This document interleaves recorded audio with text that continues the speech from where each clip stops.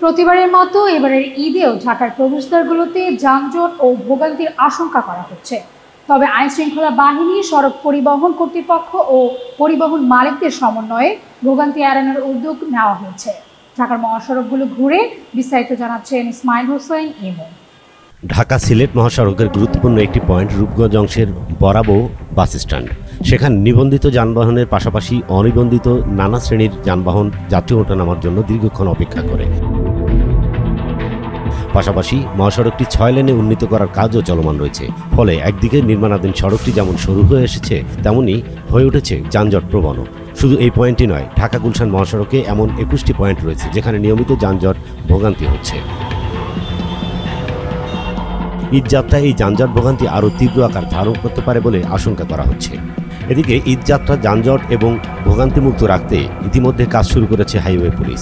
তাদের তথ্যমতে ঢাকা সিলেট মহাসড়কের 21টি পয়েন্টে যানজট ভোগান্তির সংখ্যা রয়েছে। এসব পয়েন্টের মধ্যে রয়েছে মাধবপুর বাজার, সেখানে ব্রিজটি সরু হওয়ার কারণে যানজট হচ্ছে। এরপর অলিপুর বাজারে রেল ক্রসিং এবং রাস্তার দুই পাশে খানাখন্দ থাকার কারণে যানজটের সৃষ্টি হচ্ছে। শায়েস্তাগঞ্জ গোল চত্বরটিতে 4 রাস্তার সংযোগস্থল এবং বাস স্ট্যান্ড থাকার কারণে যানজটের সৃষ্টি হচ্ছে। শুধু ঢাকা সিলেট মহাসড়কই নয়, ঢাকা থেকে দেশের বিভিন্ন প্রান্তের মহাসড়কের একই অবস্থা। এবারের ঈদে লম্বা ছুটি, রাজধানী থেকে বিপুল পরিমাণ মানুষ নিজ নিজ এলাকায় ঈদ আনন্দ ভাগাভাগি করতে যাবেন। যাওয়ার সময় দীর্ঘ যানজটে আটকা পড়ার আশঙ্কা করা হচ্ছে। আমরা পর্যাপ্ত ফোর্স যেটা ডেভেলপ করছি, রাস্তার যে সমস্ত খানাখন্দ ছিল এই একটা লিস্ট রোডস অ্যান্ড হাইওয়ে কর্তৃপক্ষকে আমি আশা করতেছি যে আমরা যদি সবার অবস্থানে থেকে আমাদের দায়িত্বগুলো, আমাদের কাজগুলো সবাই সমাধান করবো, যার যার অবস্থান থেকে তার কাজটা যদি আমরা সম্পন্ন করি, তাহলে ইনশাআল্লাহ এই যাত্রা নির্বিঘ্ন সুস্থ থাকবে। সড়ক পরিবহন কর্তৃপক্ষ ও পরিবহন মালিকদের সমন্বিত উদ্যোগ কাজে আসলে সেই ভোগান্তি আর হবে না। ঈদ যাত্রা হবে আনন্দময়। এবারের ঈদে লম্বা ছুটি ঘোষণা করেছে সরকার। নারীর টানে বাড়ি ফিরবে মানুষ।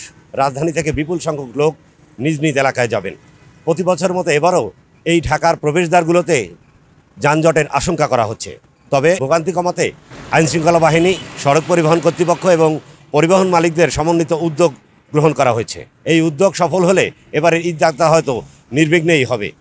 ঢাকা খুলনা মহাসড়ক থেকে ইসমাইল হোসেন ইমু, এমইটিভি, ঢাকা।